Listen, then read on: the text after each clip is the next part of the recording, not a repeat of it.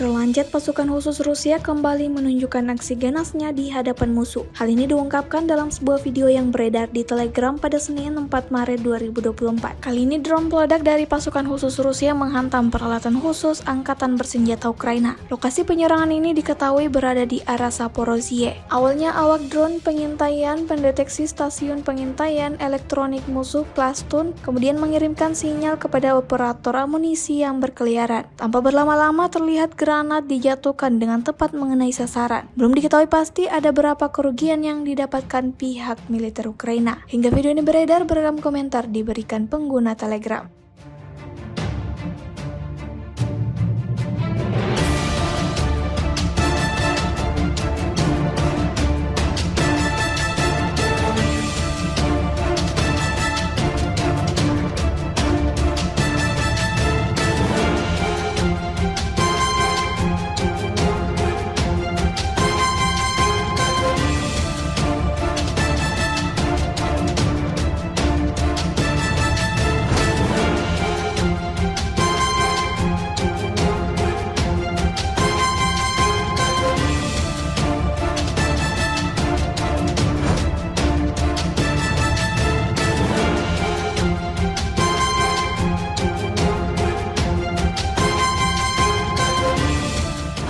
Download Tribun X sekarang, menghadirkan lokal menjadi Indonesia.